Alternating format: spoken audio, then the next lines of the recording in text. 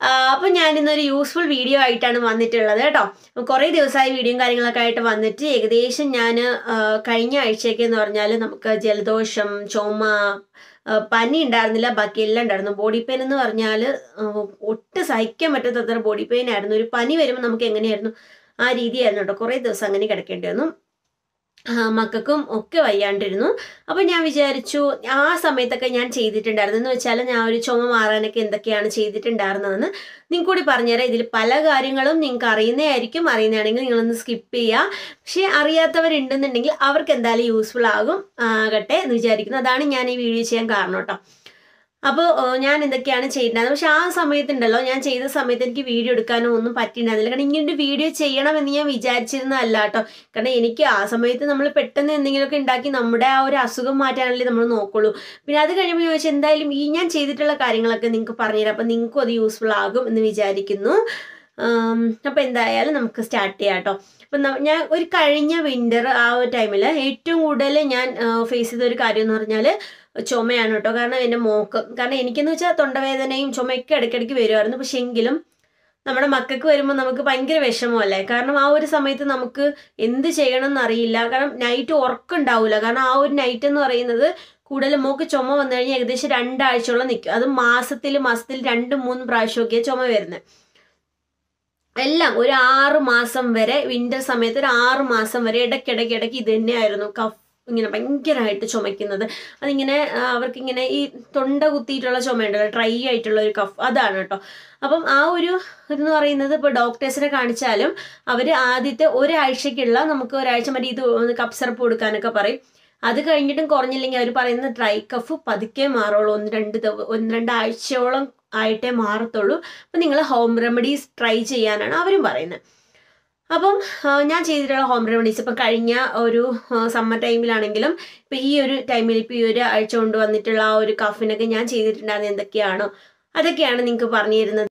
അപ്പം ഫസ്റ്റ് എനിക്ക് ചുമ ഉണ്ടായിരുന്നു. അപ്പം എനിക്ക് ചുമ മാറാൻ വേണ്ടിയിട്ട് ഞാൻ ചെയ്തിട്ടുണ്ടായിരുന്നെന്ന് പറഞ്ഞാൽ നമ്മൾ കുറച്ച് ഉലുവ എടുത്തിട്ട് ഉലുവ നന്നായിട്ട് ഒന്ന് വറുക്കണം. എന്ന് വെച്ചാൽ ഒന്ന് എന്താ പറയുക, ഒരു ചട്ടിയിലിട്ടിട്ട് നമ്മളിങ്ങനെ വറുക്കത്തില്ലേ, അതുപോലെ നമ്മളിങ്ങനെ വറുത്ത് ആ ഒരു കളർ മാറിയെടുക്കണം. ആ ഒരു ഉലുവേൻ്റെ കളർ ഒന്ന് ചെറുതായിട്ട് ചേഞ്ച് വരുന്ന രീതിക്ക് നമ്മളൊന്ന് വറുക്കണം.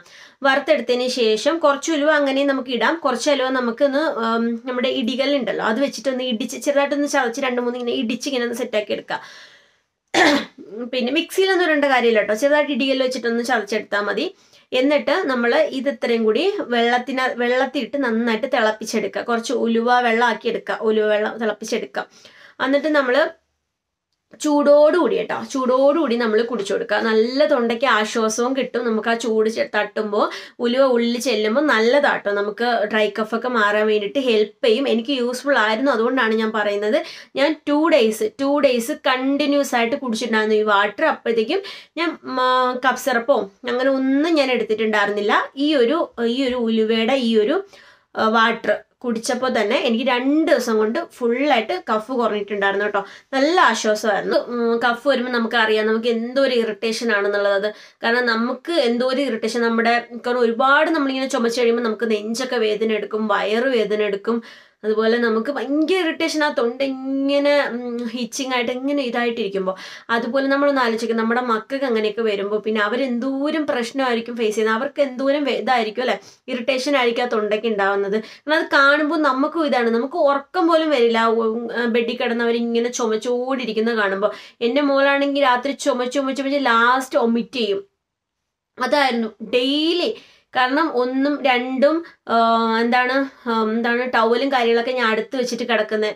കാരണം അത്രയ്ക്ക് അവൾക്ക് പെട്ടെന്നായിരിക്കും ഒമിറ്റ് ചെയ്യും, നമുക്ക് പറയാൻ പറ്റില്ല. കാരണം നമ്മൾ പെട്ടെന്ന് നമുക്ക് അവളെ വാഷ്റൂമിലോട്ട് കൊണ്ടുപോകണം, പറ്റത്തില്ല, അതിന് മുന്നേ അവൾ ഒമിറ്റ് ചെയ്യും. അത്രയ്ക്കും ചുമയാണ് വരുന്നത് കേട്ടോ. അപ്പം ആ ഒരു കണ്ടീഷനായിരുന്നു. അപ്പോൾ എനിക്കത് ഭയങ്കര ബുദ്ധിമുട്ടായിരുന്നു. കാരണം ഓരോ പേരൻസും അനുഭവിക്കുന്ന പ്രശ്നമായിരിക്കാം ഇത്, മിക്ക പേരൻസും അനുഭവിക്കുന്ന പ്രശ്നമായിരിക്കും. അപ്പോൾ നിങ്ങൾക്ക് എന്തായാലും യൂസ്ഫുൾ ആകും ഇത് കേട്ടോ. 2 ദിവസം കൊണ്ട് എൻ്റെത് ഓക്കെ കേട്ടോ. എനിക്ക് ഉലുവ വാട്ടറിലാണ് ഓക്കെ. ഇത് എല്ലാവർക്കും അങ്ങനെ ആവണം എന്നില്ല, എനിക്കറിയില്ല എല്ലാവർക്കും ഇത് ഓക്കെ ആവും എന്നുള്ളത്. എങ്കിൽ നിങ്ങളൊന്ന് ട്രൈ ചെയ്ത് നോക്കുക, ചിലപ്പോൾ നിങ്ങൾക്ക് ഇതിൽ ഓക്കെ ആയാൽ നല്ലതല്ലേ. അതുകൊണ്ട് നിങ്ങൾ ട്രൈ ചെയ്ത് നോക്കുക ഇങ്ങനൊരു സംഭവം കേട്ടോ, ഇങ്ങനൊരു സംഭവം.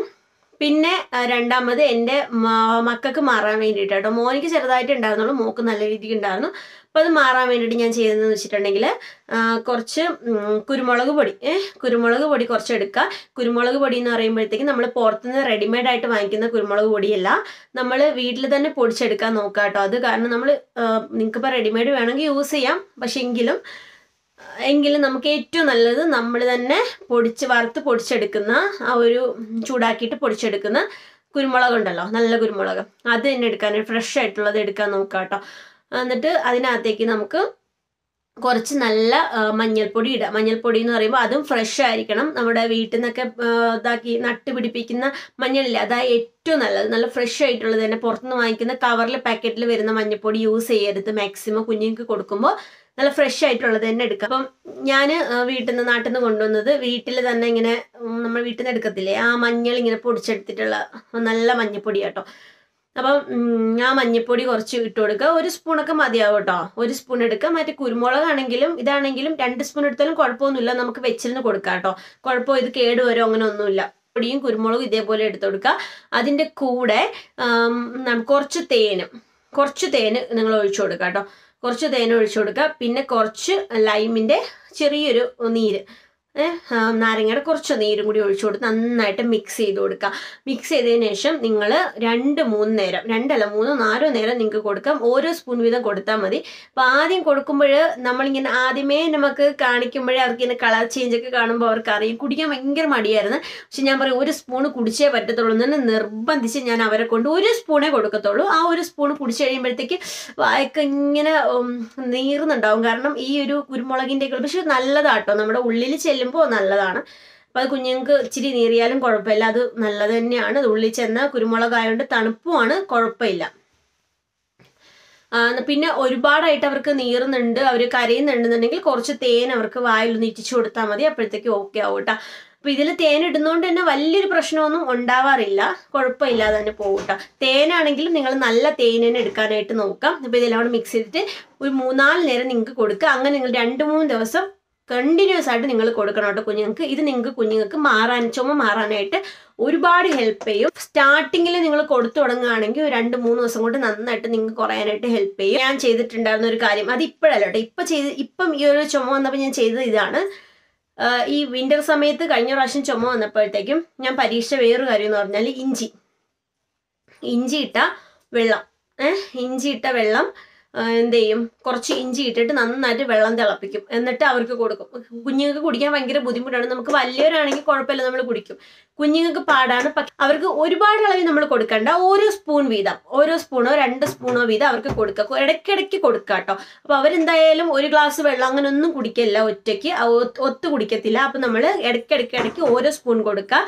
പിന്നെ ചുക്ക് കാപ്പി കുടിക്കാനും പിള്ളേർക്ക് ഭയങ്കര മടിയാണ്. പൊതുവെ വലിയവർക്ക് വരെ മടിയാണ്. എനിക്ക് ഭയങ്കര മടിയാട്ടോ, എനിക്ക് ഇഷ്ടം ഇല്ലാത്തൊരു സംഭവമാണ് ഈ ചുക്ക് കാപ്പി എന്ന് പറയുന്നത്. പക്ഷേ നല്ലതാണ്, കുടിച്ചു കഴിഞ്ഞാൽ നമുക്ക് മേൽവേദനയൊക്കെ മാറാനൊക്കെ അടിപൊളിയാണ്. അപ്പോൾ ഈ ചുക്ക് കാപ്പി ഇട്ടിട്ട് അതും ഇങ്ങനെ ഇടയ്ക്കിടയ്ക്ക് ഇങ്ങനെ 1/2 സ്പൂണോ 1 സ്പൂണോ വെച്ചിട്ട് കൊടുക്കുക. അവർക്ക് കുടിക്കാൻ ഭയങ്കര മടിയായിരിക്കും, പക്ഷെ നമ്മൾ വിട്ടുകൊടുക്കരുത്. കാരണം നമ്മൾ ഈ കൂടുതലും കുഞ്ഞുങ്ങൾക്ക് മെഡിസിൻ കൊടുക്കുന്നതിനേക്കാളും ഏറ്റവും നല്ലത് ഇതുപോലുള്ള വീട്ടിലെ ഹോം റെമഡീസ് നമ്മൾ ട്രൈ ചെയ്യുന്നതാണ് കേട്ടോ. എനിക്ക് അങ്ങനെയാണ് തോന്നിയിട്ടുള്ളത്. കാരണം അവർക്ക് നമ്മൾ എല്ലാ മെഡിസിൻ കൂടെ വാരി കൊടുത്ത് എന്തിനാണ് നമ്മൾ കൂടുതലും കൊടുത്ത് കുറഞ്ഞില്ലെങ്കിൽ നമ്മൾ ആൻറ്റിബയോട്ടിക്കിലേക്ക് പോകും. അത്രയും കുഞ്ഞുങ്ങൾക്ക് മെഡിസിൻ കൊടുക്കുന്നതിനേക്കാളും നമ്മൾ ഇതൊക്കെ കൊടുത്ത് സ്റ്റാർട്ടിങ്ങിൽ നമ്മളിത് കുറച്ചെടുക്കുന്നതിന് ഏറ്റവും നല്ലത്. അപ്പോൾ ഞാനിങ്ങനെ കൊടുക്കാൻ നേരത്തെ അവൾ പറയും എനിക്ക് തേൻ തരണമെന്ന് പറയും. അപ്പം ഇതിങ്ങനെ തേൻ കുടിക്കാൻ വേണ്ടിയിട്ട് അവളിത് കഷ്ടപ്പെട്ട് കുടിക്കാറുണ്ട് കേട്ടോ. ചുക്കാപ്പി കുടിക്കാറുണ്ട്.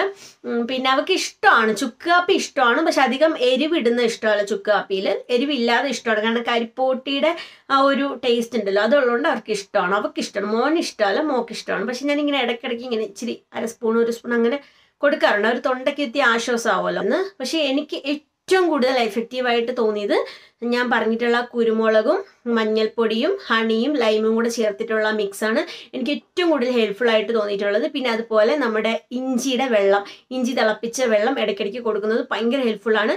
പിന്നെ വലിയവർക്കാണെങ്കിലും കുഞ്ഞുപിള്ളേർക്കാണെങ്കിലും നമ്മുടെ ഈ ഉലുവ തിളപ്പിച്ചിട്ടുള്ള വെള്ളം അത് അടിപൊളിയാണ്. എനിക്ക് ഭയങ്കര ഹെൽപ്ഫുൾ ആയിരുന്നു അത്. നിങ്ങൾ അതും കൂടി യൂസ് ചെയ്ത് നോക്കാനായിട്ട് നോക്കാം. നിങ്ങൾക്ക് എന്തായാലും ഈ ഒരു വീഡിയോ ഹെൽപ്ഫുൾ ആയെന്ന് ഞാൻ വിചാരിക്കുന്നു കേട്ടോ. ഇതുപോലെ ഇനി എന്തെങ്കിലും ഞാൻ യൂസ് ചെയ്തിട്ട് എന്തെങ്കിലുമൊക്കെ നല്ല കാര്യങ്ങൾ ഉണ്ടെങ്കിൽ നിങ്ങൾക്ക് എന്തായാലും ഞാൻ ഷെയർ ചെയ്ത് തരുന്നതായിരിക്കും. വീഡിയോ ഇഷ്ടപ്പെട്ടെന്നുണ്ടെങ്കിൽ എന്തായാലും നിങ്ങൾ ലൈക്ക് ചെയ്യാനും ഷെയർ ചെയ്യാനും സബ്സ്ക്രൈബ് ചെയ്യാനൊന്നും മറക്കില്ല. അടുത്ത വീഡിയോ കാണാനായിട്ട് ബൈ.